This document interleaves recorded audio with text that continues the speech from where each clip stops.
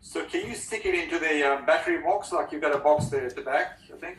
You know, the battery sits in? Yeah. You just put it on the side. Is that what you... Yeah, you can always. If the closer you can get to the side of that battery, the better. If you can just get a bit of silicone even and glue it on the side of the battery, perfect. If it's on the battery anywhere, that's better than outside. But technically, that's just where I like to do it, because does all that make sense? Yeah, would you do that on 12-volt battery? Yeah, absolutely.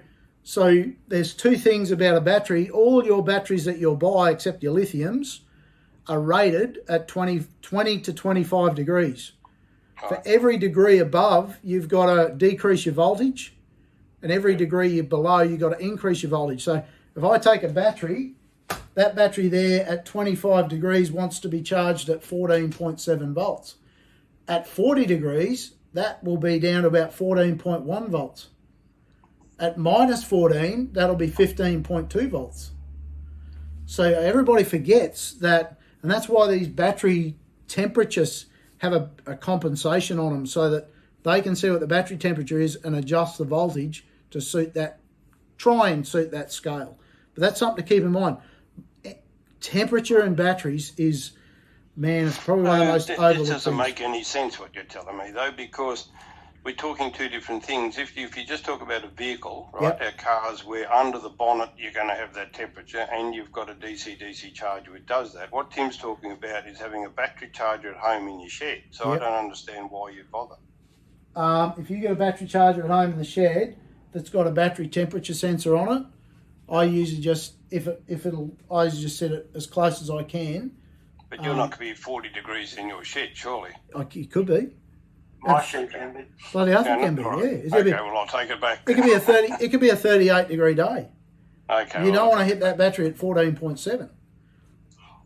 Now, under bonnet... Are we talking about the ambient temperature, or are we talking about the temperature that heats up the battery because of the charging process? It's kind of compensating. Ambient temperature. Ambient temperature. So if I've got a 35 degree day, I should expect to see about a 5% higher, about 5 degrees higher in temperature, sorry. So if it's 35 degrees, that battery should be about 40 degrees when I'm charging it. Does that make sense? Rough figures, very rough figures, but I should, if I see a 20 degree difference, there's a problem in the battery. Fundamental things that go wrong with batteries is shorts in the bus bars. I've actually seen it where you can get inside this packing material. So they pack these batteries in pretty tight with a little separator. Yeah, then they fill the battery with a fluid that interacts with the acid and the moisture. Now, over time, that fluid will escape. Something I'll show you.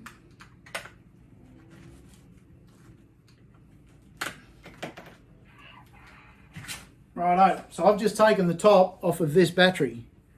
Okay? This is what you find on the inside of AGM batteries. They call them a valve-regulated battery. What a bullshit load of shit that is. I call it a rubber cap load of shit. So, they put a little bit of separator there just to stop the fluid falling out. I'm going to take this little cap off. There it is. That there is a rubber cap. It's just a piece of rubber cap. It just sits over a little hole. Sits over a little hole here. And it's a rubber cap. So the idea for that is when I'm starting to get this battery charging and it gets hot, it's going to create a temperature difference, and that temperature difference needs to equalise. If you put your 100 amp battery or your 20 amp battery on a 30 amp charger and you sit and listen, it might hear it going. Yeah, that's the air escaping out of the cap. What I've discovered over the years is at 65 degrees, the plastic and the rubber become sticky and this cap doesn't open. And that's why you see AGMs swell up. It should just lift the cap. The air should escape out, but it sticks and it doesn't open. It's got a lid over it so it can't pop off and it just doesn't release the air and then they swell. So, yeah, temperature and batteries, how they... is that interesting? Very. Yeah. So, yeah, temperature's definitely important. Look, any battery you put under the bonnet of a car, you basically do that to it as you put it under there. You know that that battery will not last the length that it could in a room at 25 degrees. You will shorten the life. You will at times heat that battery up so that the moisture inside the battery escapes out of that little rubber cap. The more moisture you lose, the less interaction chemically you get, the shorter the life of the battery. If you move the battery to the back corner, right, so V8 Cruisers, 79 series, anything, even Nissan Patrols where the turbo sits right next to the dual battery, you'll be lucky to get a year or two out of that battery. Absolutely lucky, because the heat, you'll get 90 degrees in that back well. So I always say if it's behind a headlight at the front, not too bad. Hiluxes, Prados, Rangers, that sort of stuff, you can usually get them away from the heat. But anything at the back corner, forget it. Just move it to the tray or put it somewhere else. Question, Jason. I want to put a second battery in my Prado. I've got the space for it. Yep. Do I put it in a battery box or not? In the Prado, no, I generally don't. I run a battery in my Prado on the front. They're up behind the headlight. I've had the battery alarm. So one of the reasons I like the Intervolt is it comes with a little battery monitor inside the vehicle. I can see the voltage and the amperage that's happening in the bonnet, but it's got a 70-degree alarm. So as soon as that DC to DC reaches 70 degrees, this starts to beep. The only time I've had it, now keep in mind I did Simpson when was that? We did that in August. April. So it wasn't, we were getting 40-degree days. I did the whole Simpson Desert and that alarm never went off once in a Prado. The only time it ever went is we happened to be at Bribey Beach. The water was high and the beach was chopped up terribly, and we had to drive through a lot of soft sand for about an hour and a half, and that latent hill build up, turbo just working the whole time, and it set that alarm off. So I just got out and disconnected my battery because I've got a little circuit breaker, and I didn't want that battery to have the shit smacked out of it at 70 degrees. Yeah. So Jason, you've just jumped. One of the things at the beginning was you've got lead acid gel and lithium batteries. Yep. Where would you use the different ones? Lithium I would never use in a under bonnet situation, only because lithium itself does not like high degrees of heat. So I'd always use lithium. Lithium would be great, under a caravan bed or in a battery box in the boot or the back of a vehicle, caravan engine bay, camper trailer. I'd be careful about where I use certain types of lithium. Tim, you've been through this recently where you were given advice on your trolling motor pulls 30 amps. Some of these lithiums can't actually handle that much amperage, so just be careful of that.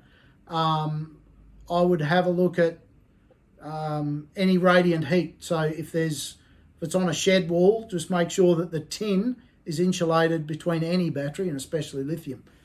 Gel batteries really like electric loads, so electric motors. You'll always find electric scooters and wheelchairs have gel batteries in them. The gel batteries efficiency works well with electric motors. They just seem to work well together. AGMs, again, very wide application. That's more your dual battery system, battery box, in the boat as a second battery. A flooded battery is what they call spongy lead. It's not actually spongy lead. It's a very bad way of explaining it. But if you can imagine sponge being thin and has a very high surface area because of all the little pockets, crank batteries have thinner plates. They are able to take on charge very quickly and give off charge very quickly. That's why they have a CCA rating. Okay? AGMs, battery numbers.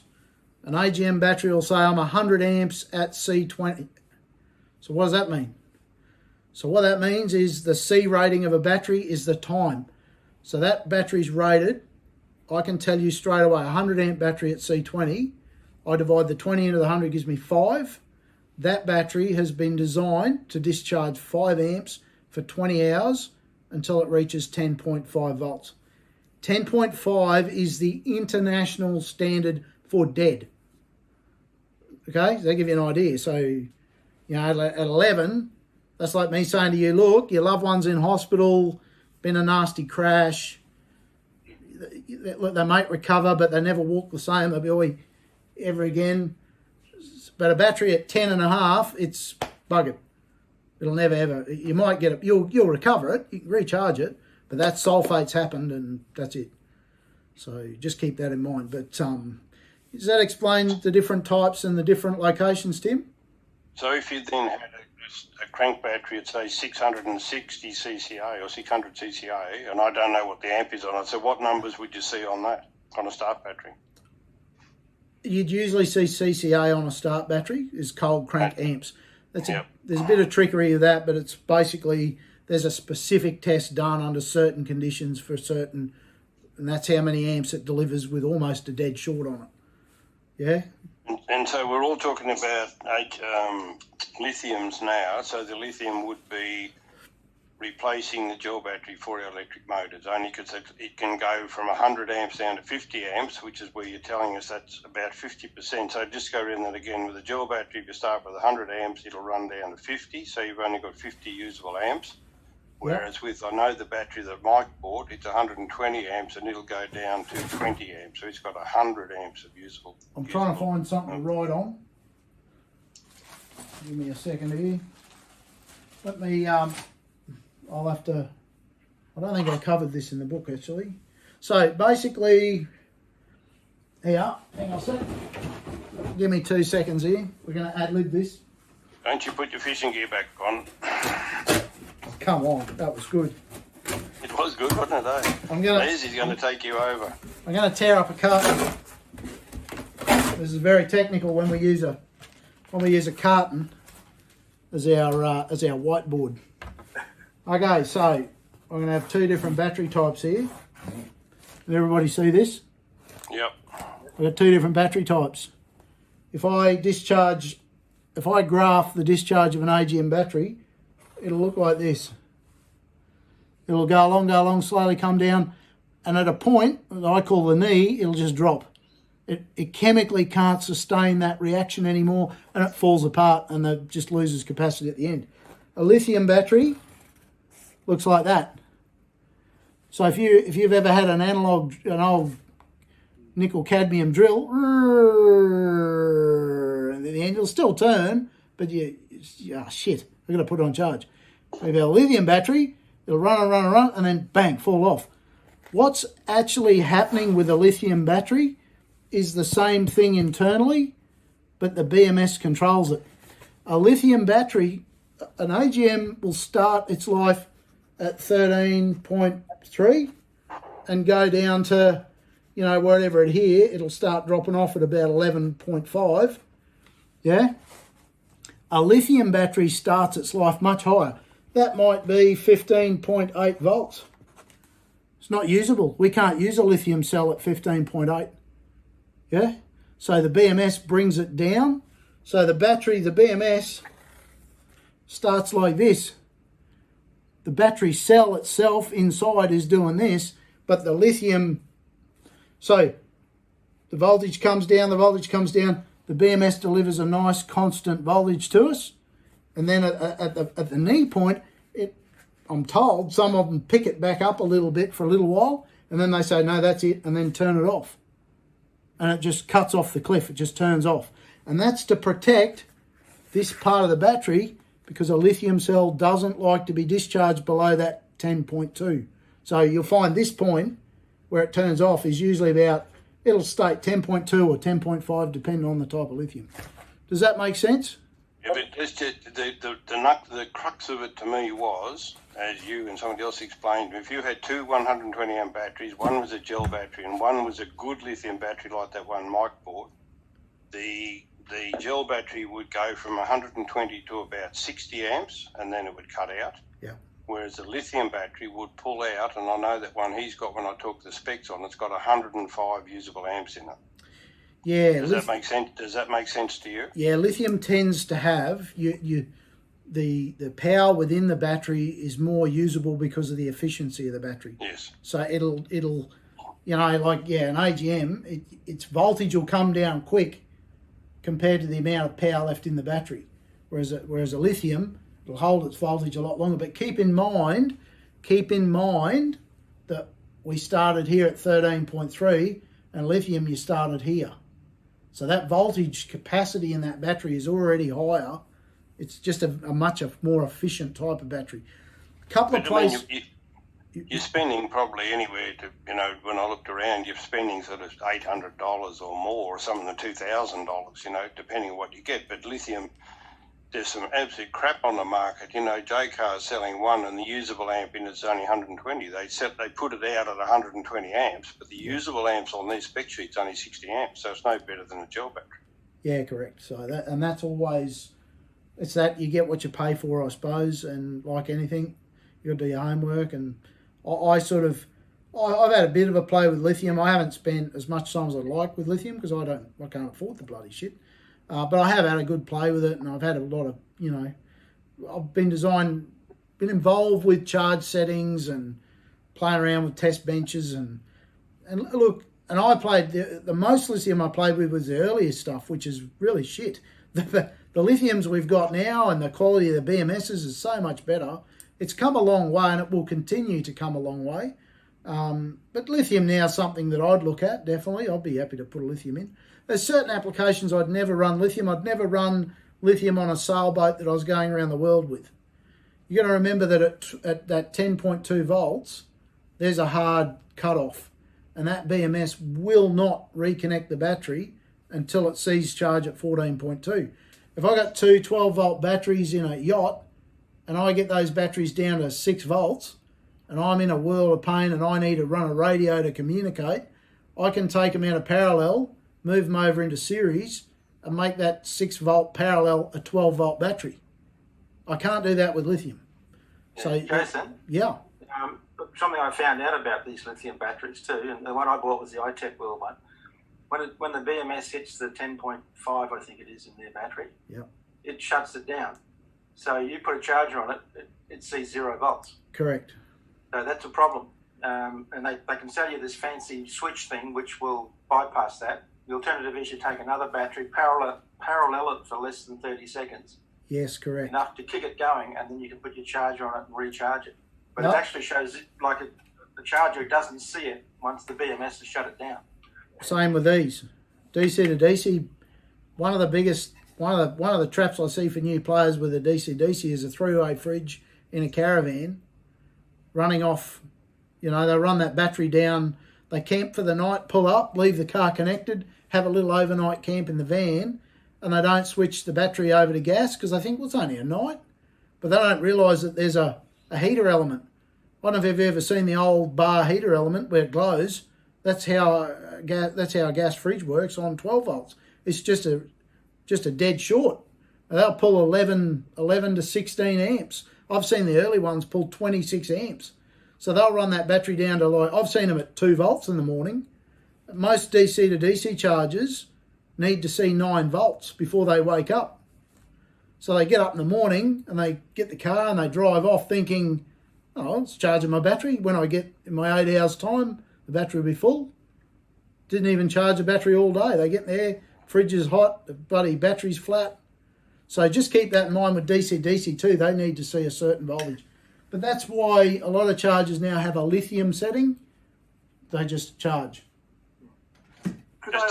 Just to share something, I rang Jason about the lithium batteries, and he said, what you should do is get one of these Sonnenscheins. And I looked it up, it was about 70 fucking kilos. Yeah, instead of a lead. Yeah. Good battery. Yeah. The Sonnenscheins, they're almost a pure lead battery, so they actually weigh more than most batteries because they're a high quality battery. The more lead, the heavier the buggers are. But what's the best batteries for a trolling motor? What do they like best? Oh, look, you can ask Tim. He's going through this at the moment. I would think being a reactive load like electric motor and being of a variable, just like a wheelchair, you put the motor full down, you're going to put a lot of amps, but if you just roll it forward, it's a little bit. I would always say gel batteries. I've always liked the Geltecs for trolling motors. They come with a dedicated charger, so Geltec, and a charger together match perfectly for the battery. You get good results out of them. You know, I know heaps of people had good results out of Geltex. Sonashine. Can you use an old flooded battery and a new AGM together? No, I always try and keep when you parallel batteries, you got to understand that if you parallel two water tanks together, they'll level themselves out. A battery's very much the same. So if I put a big bucket and a little bucket together, the big bucket's going to try and overflow the little bucket. Yeah, or vice versa. If you put a lithium and an AGM together, the efficiency of the lithium, it'll pull power out of the resistances are different, the different internal resistance. Even two batteries of the same type, difference between an old battery and a new battery, the internal resistance of that battery being old will be a lot higher than the new. And so the two will constantly be at odds with each other. So Jason, just on that point there, that I sent you the link to that combiner. You know, it's a I'm trying to think of the right word, but what it is that when you put it on your start motor, and then when it hits 13 volts, it just goes through a relay, and then it will actually send current charge into your into that AGM battery I've got running it. But it's just interesting. When I put a battery charger on the other day and I put it on either one, didn't matter whether the start or the other one, it actually charged both. So following what you just said then, do these combiners, do they stop that equalisation of charge in the two batteries? Yeah, very much depends on the type of, like if it's an old VSR relay, it'll just latch. No, these are new ones. I mean, they're they sell it for this. But do they do a buck and boost? Do they step the voltage up? Yep. So they're basically a dual battery system, they're like a DC to DC charger with a bit of a different edge on. So running off your back, it is. I'd say so. So any time you connect two batteries together, whether it be by a device or a cable or anything or a switch, you're going to have that problem where those resistance differences and cable resistance differences are going to have a problem. A lot of scooters, if anybody's got a elderly parent with a scooter, you'll be forever putting batteries in the bloody thing because the whole thing's designed not to work. About as useful as vacuum operated windscreen wipers. You got a little tiny charge port that is actually an audio plug. So you can only ever put 8 amps in and you might have 90 amps worth of battery. You need 16, but the plug only lets you put 8 in. They've got a terrible charger made in China, 3-stage charger. And the oldies sit and watch that green light, and as soon as it gets into float, they turn it off. So it never gets full. And then they put a fuse between the two batteries. And I've seen 1 ohm's resistance on those fuses. And so you got all this, everything's going against it. Anybody's had sorry, go ahead. Another thing that probably is worthwhile mentioning is if you're connecting two batteries to your boat alternator, for whatever reason, if there's no load at some stage when you're switching, you can actually kill your alternator as well. There has to be a load on the alternator at all times. It's preferred. So sometimes people put switches to sort of kind of switch it over. Yeah. So if you go to a neutral and no load, you can stop your you can sort of shock load that alternator a bit. Yep. Yeah, there's a lot to, I mean, we could talk for days, honestly. There's so much. 12 volts is one of those areas where, when I first got involved and I thought, this really can't be that hard, there's only 2 wires.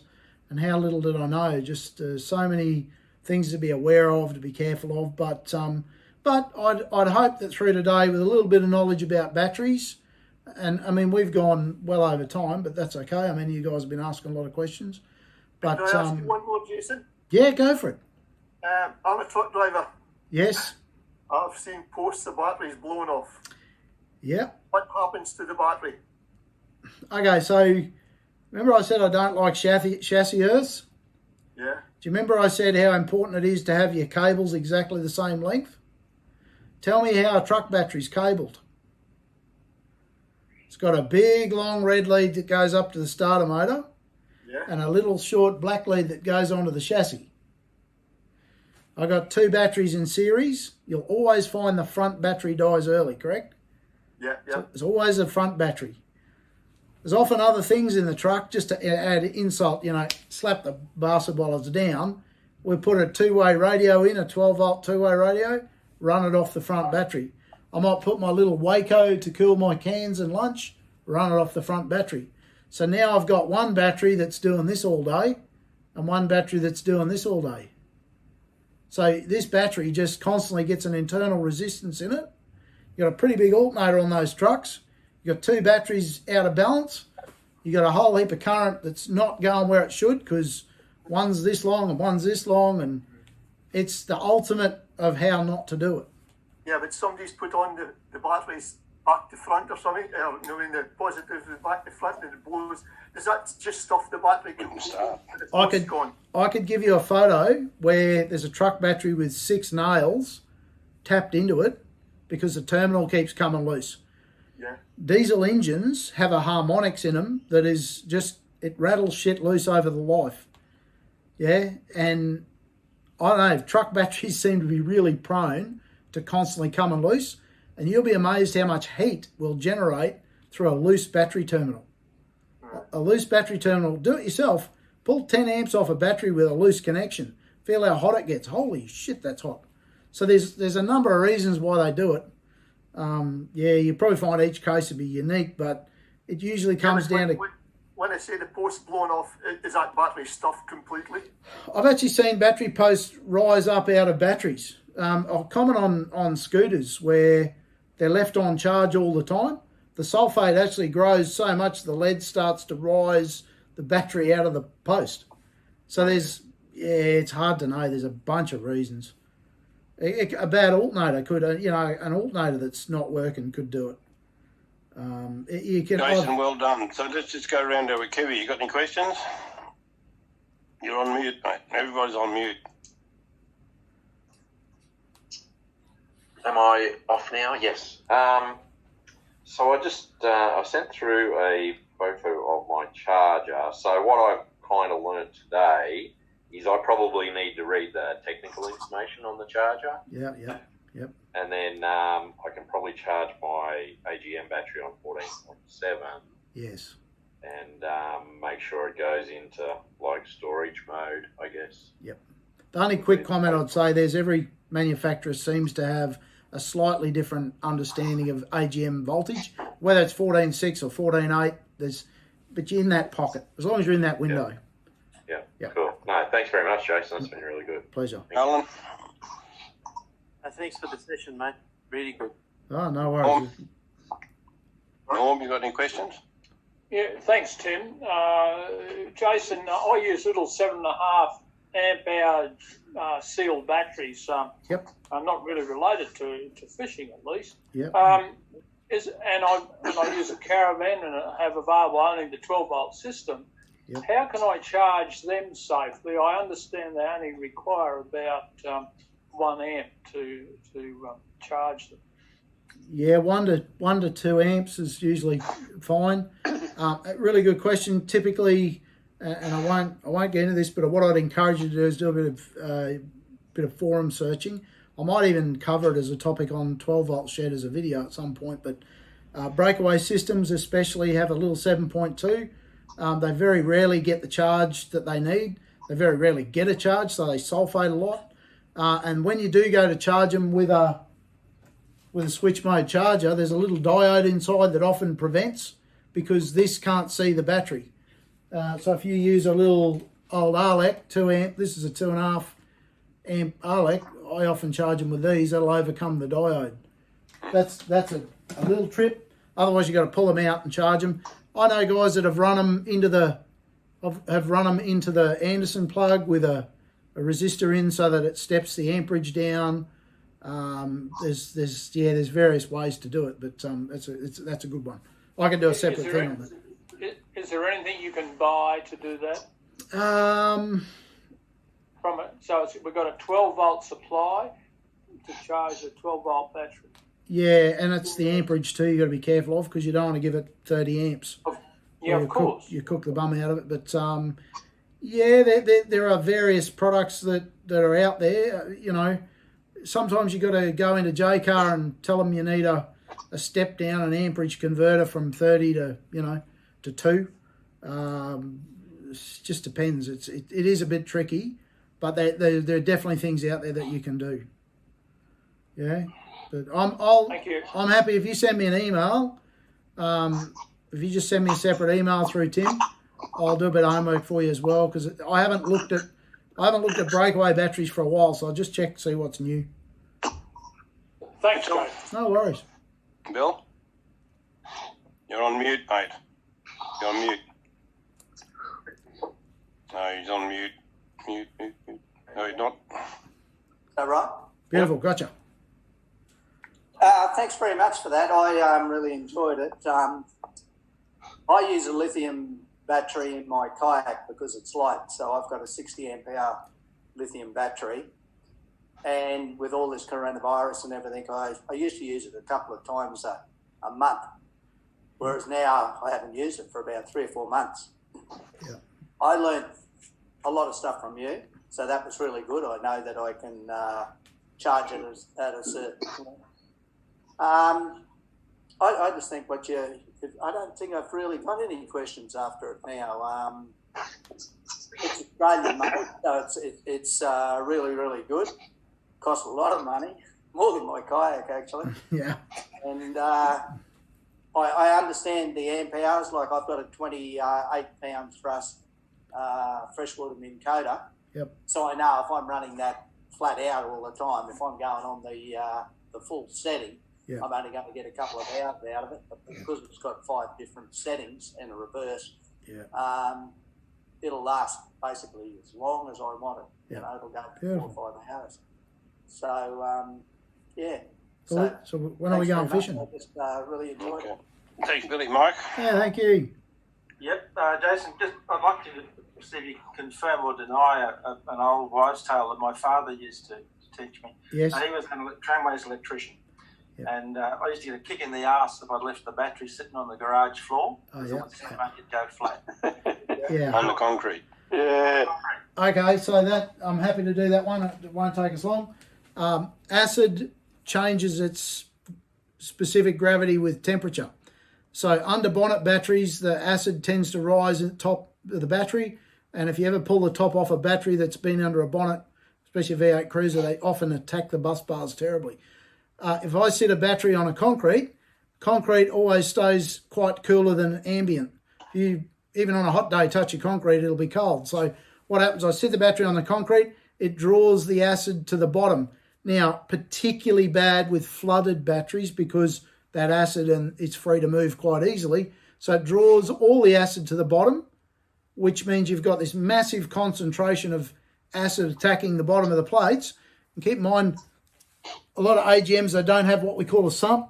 A flooded battery has a little bit of extra space under the battery where the fluid can sit. The acid gathers, attacks the bottom of the plate, and then you get shorts between the two plates, and that can kill your battery. So he was 100% correct to educate you the way he did. Passed on, so I can't sort of acknowledge it. No, but that's the chemical reason you can you pass that on. That's the chemical reason why. Thanks, mate. David. Well, you answered all my questions bar one. Yes. I've got gel batteries and AGM batteries. Yes. Can I use an AGM charger on the gel batteries? The technical answer is no, because what will happen is that it will charge it, but you run in danger of cooking that gel. That gel battery wants a much lower charge voltage in the absorption stage. So we're talking about bulk absorption and then float. So when their battery's full, an AGM is going to want 14.6, 14.7. A gel's going to want 14.3, 14.4, 14.3 usually. So it'll just push it way too hard. You'll cook it. So putting a gel battery in the back of your car, charged from the alternator, is not a good idea.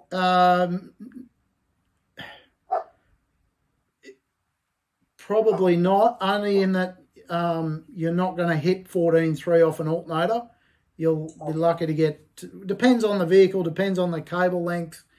It's but not really. No, you want to put it through a DC to DC charger with that can have a gel setting. Okay. So that it corrects the voltage for the gel. Okay, thanks for that. That's good. Beautiful. No worries at all. Bob Beamish, any questions? Most of them I think have been answered in the discussion. Although about a year ago I bought some new deep cycle batteries that, for various reasons, I haven't yet used. So I think tomorrow I better get out there and charge them. And don't be bloody surprised, mate. Yeah, just remember that acid. That acid is just killing that lead. Yeah, Jason, awesome. Loved listening to everything you had to say. I actually used to work for ARB, so beautiful. The amount of people that used to come in with those questions, and honestly, I used to tell them there is so much to go into with batteries. I couldn't just stand there and answer everything they needed to know in a short, few minutes of face-to-face. Yeah. And I used to tell them, mate, go see specialists, because specialists deal with those problems all the time. My knowledge was always really generalised and I could give them basics. But like you said, you do 4 hours worth of, 4 full videos and you still don't cover everything. It's exactly like that, and I put as much, I love my electronics in my cars and in my boats, and I love that sort of stuff. And again, I don't get involved. You can ask me a lot of questions and I would go, don't know. I'd just go and pay the extra money to get it done. Turn a button and it works. But I'm happy to spend top dollar to make sure that when I do turn the key, it goes. And I think people, like you said, you get what you pay for. Yeah. Big believer in that. I mean, I run 180 watts of solar on the roof and a bunch of other stuff, and all out of lithium out of the back. Mate, that fridge runs 24 hours a day, 7 days a week. I don't think I've ever seen it come under about 90% the whole time. So it's good stuff. Well done. Tim Kelly? Thank you. Love it. Thank you very much. Everything was great. No worries. Thanks, Jason. That was really good. I learned quite a few things. Just one thing that I wanted to confirm that I understand correctly. Yes. When you mentioned that the charger amperage needs to match the battery, yes. I took that rating as the minimum that we require to have rather than a maximum or target. Yep. You'll usually find in the user manual a minimum and a maximum. Yeah, right. So because I thought that 20 amp, if the battery doesn't need the 20 amp, it won't actually reach that. But what you're saying is that 20 amp could actually be too much for some smaller batteries. So what you'll find in the minimum rating is always related to the bulk stage of charge. So that's typically when a battery's flat and needs the full capacity of the charger. If you connect a battery charger to a battery that's pretty full, just had a little bit, you'll find your charger will go straight to absorption, which is a much lower current rate coming out of the battery. So, you're quite right. The charger will only deliver what the battery will take, but they'll always rate the current at the bulk stage. Yeah, right. So when you first... Mine is rated at 20 amps, but I've never seen it do 20 amps. It seems to be much lower than that because I charge it always without it dropping too far, I guess. So it's good periodically to give it a good discharge and get it to work. Otherwise you can start to get a bit of a surface charge in those batteries. Right. Some batteries are more prone than others, but I like to give them a good stir at least once a year, Okay, that's something new because I thought that you were better off always charging them without letting them go any lower than they need to be. You'll get a really long life out of your batteries because you treat your batteries very nicely and you constantly keep them topped up. You're a battery's best friend. But at least once a year, give them a slap. Come on, wake up. Give them a turn. Yeah. Great. Thanks for that, Jason. I really appreciate that. Pleasure. President, Mr. Prez, Chris. Yeah, Jason, thank you. We've really appreciated the effort you've put in here. It's been wonderful. I've got 3 questions. And I guess I'm the opposite to Tim. I'd hate to think how many 100 amp hour AGMs I've trashed either in my boat or more than likely in the caravan. The way ours is set up, we've got a Prado to tow it, new one, but we basically run, or how I've always had caravan charging set up, is run off the alternator through a voltage regulator, so that when you start the car, the voltage regulator controls the power. It charges the cranking battery until it reaches 13.8 or whatever it is. The voltage regulator shuts. The power then flows through the cable in the car, through the Anderson plug, and down to the caravan AGM, not through a DC to DC charger.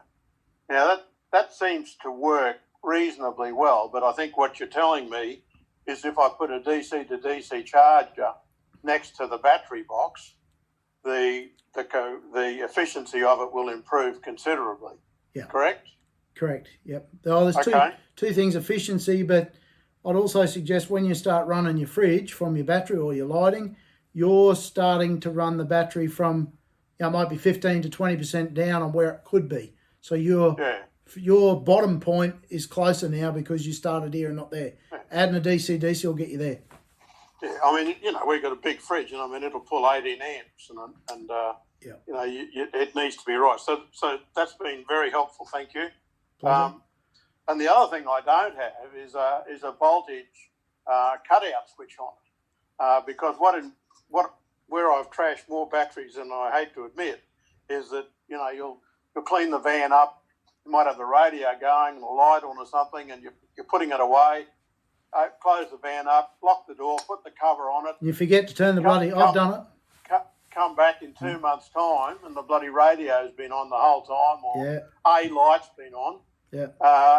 And you put the battery voltmeter on it, and it's 2 volts. Yeah. And I mean, there's $350 worth of battery damaged. So anyway, I've back to our friend the sinker. Yeah. I've got to do it. And my last question was, is there any way you can make an assessment of the current capacity of a battery? Yeah, there's several tests. The resting voltage of a battery is a dead giveaway. If your resting voltage of an AGM battery isn't north of 13 volts, you know that it's on its way when it's full. So after, a proper charge, a good 8-hour soak, let it rest for an hour. If that's not 13.1 to 3, and if it's below that, it's probably on its way out. Crank batteries, anything below 12.4, it's pretty sad. You can get various test meters. I'll try and get it down here. I use this little old beauty that I bought years ago. And this is basically a little load test. In here's a heater element. It puts a 50 amp load on a battery. So I like to put a load on it to see it can have voltage, but it might not be able to sustain a big draw. Absolutely. So typically for crank batteries, but I do this on the AGMs as well. It's a little bit rude on an AGM, that bigger discharge. Keeping in mind that C20, it was only designed to discharge 5 amps, not 50. Yeah. But it gives me a quick indication of the state of that battery. And then there's really expensive meters that do internal resistance checks and all sorts. So I always use my resting voltage as probably the biggest guide. Pretty good indicator. Yeah. Okay. That's been outstanding. Thank you. Pleasure. No worries at all. Yep. Jason, could I sneak one last question? Why not? If you have to, can you start a boat motor with an AGM battery? Let's say that your starter motor breaks dead. Yep.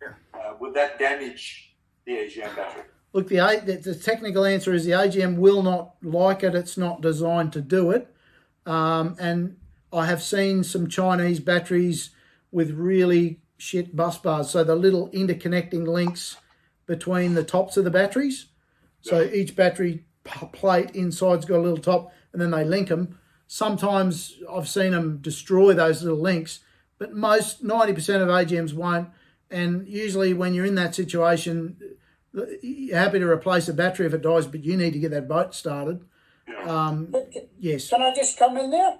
Yes. Hello. Yeah, go for it. I was looking on the internet because I've got to buy 3 new AGM batteries, and we've got AGM batteries now that they call dual batteries for cranking and a hybrid battery. Dual battery. Yep, dual purpose. Are they good? Yes and no. Depends on, like a lot of things in life. You can, there's plenty of batteries out there that will handle it. Usually tells me that it's got a bit thicker bus bar system at the top, that it can handle that higher cranking amps. So they've probably used the top system out of a C3 rated battery, which means big high load battery. But again, just keep in mind that a thick plate doesn't like to receive a big bang of charge. So you really, it's usually one or the other. The hybrids do work, and a really good example of that is the stop-start batteries. I won't get into that now because there's quite a long discussion about stop-start and the difference between those batteries. But they're essentially a AGM style flooded style battery. They're a hybridized battery, but they work very differently internally. But yeah, they do work. They do work. Okay, Les, and we got 10 minutes, guys. Les. Yeah, thanks, Jason, for the talk. My theory is if you can get a battery for nothing, like Les. I used to work for a transport company, and they used to transport boats. You had to take your boat battery out of the boat. Yes. Before it was transported, so they come to the place. Oh, what am I going to do with the battery? I can't just leave it. I had 3 or 4 batteries like that for nothing. Good on you, Les. Yeah. Good Ian, for sinkers. Have you got anything? You're in Ian Tully. You muted yourself, mate. Hello. Thank you for letting me join you today. Pleasure. I just had, maybe I could ask Jason a question. He mentioned before about the second battery in a car powering the caravan. Now, if you've only got, I don't know whether mine, then you mentioned about running your fridge off your starting battery in the car. If there's only one cable going to the back of the car, does that mean it's always coming off the second battery? It really depends where that, if there's a cable with an Anderson plug at the back of the car, you need to trace that through right to the front and find out where that goes, whether that goes to the second battery or to the start battery. But there's no rhyme or reason. Some people just stick them on that battery, some stick them on that one. So you really need to work out where that goes. Do you know? I'd be able to just see that, will I? Yeah, you should be able to just, you might need to put a bit of a rug down and crawl around and just have a bit of a look. I actually like to use that opportunity to follow that cable and have a look at certain places where I've seen cables run down a chassis rail, shoved in a hole that runs along inside the chassis rail and then pulled out of the chassis rail. And where it goes into the chassis rail, the cable's rubbed through on the insulation and it's about to short out and cause a fire. So use that opportunity to have a good look at the cable, put a bit of packing where it needs it, and then work out where it goes. Can you actually run the caravan from the second battery and the starting battery for the fridge while you're running off one cable? You can, but keep in mind you can rob Peter to pay Paul. Okay, so now just keep in mind the full load test of a Toyota. So whether it be a Prado or a Hilux, is with the headlights on full and the doors open, that alternator should produce 30 amps. Now, if you're pulling 16 amps off at the back for your fridge, you've only got 15 amps left for your battery. Your battery might want 20 amps. So you sort of, but even then running 2 cables, at least when you give the engine a rev, they'll both get a charge for sure. But sometimes you're better off having a separate circuit. But you can run both off the same, but run them so that you almost piggyback that Anderson plug. I wouldn't run a 3-way fridge off the battery in the van and then back through that plug. I'd run them 2 separate.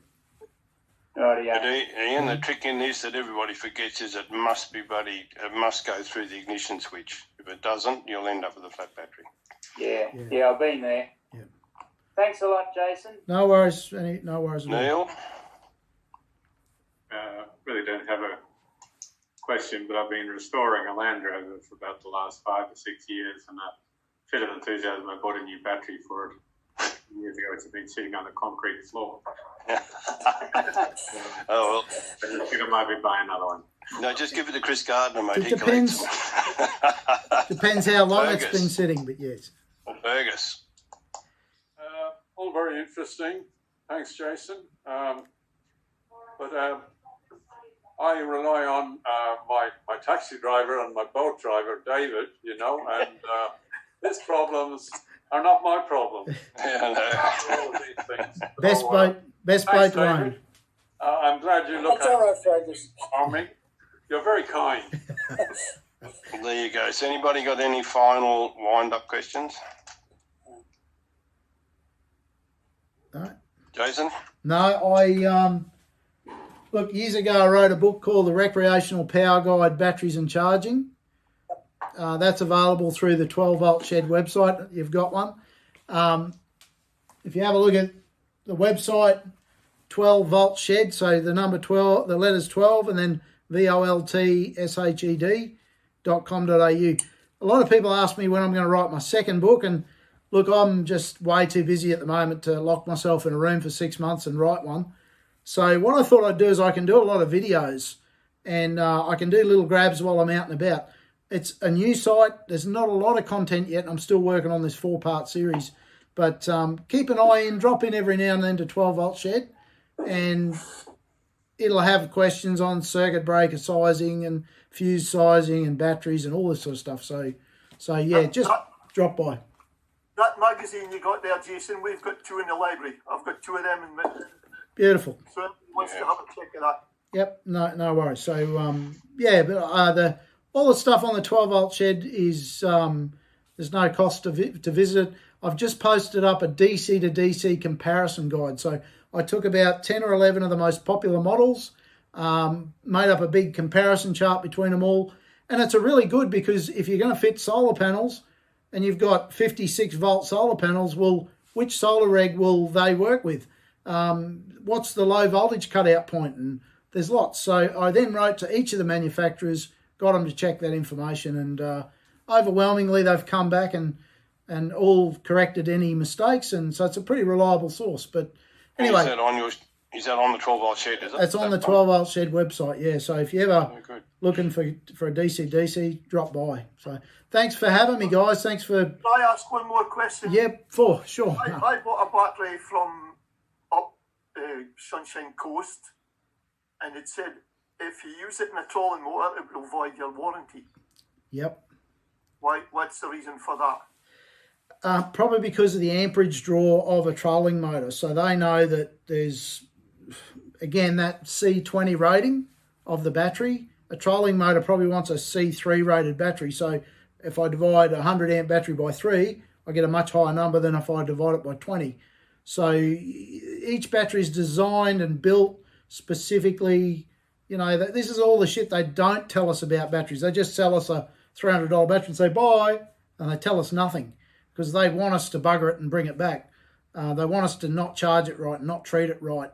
The battery industry globally is a $200 billion a year industry, so why would we want people to know anything? But with a little bit of knowledge, you can go a long way. But that's why you'll probably find that's a C20 rated battery, that they say we know that load will overwork that battery over time. So just one last question. If you do have batteries stored in a shed, what do you put them on? A piece of board, or what would you store them on? Yeah, I have a piece of carpet. I just have an old carpet square, and it just insulates from the concrete. Even AGMs have got quite a lot of water in them. AGMs and gels have got gel a little bit less, but AGMs still got water in them. So yeah, just a bit of carpet or a bit of wood. Right, buddy. Thank you so much. We owe you one. Absolute pleasure. Well, I think it's time to go and have a fish. It is. I just got to find that bloody fishing rod now. So anyway, thanks. Okay, thank you, Jason. Have a great day. Man, good chat to you. See ya. Thanks, buddy. See ya. Thank you, everybody.